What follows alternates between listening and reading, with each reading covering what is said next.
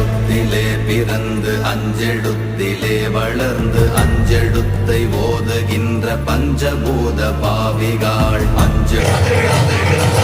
சூழ்கடி நீங்க தமிழ் மொழி போங்க புலங்குகவை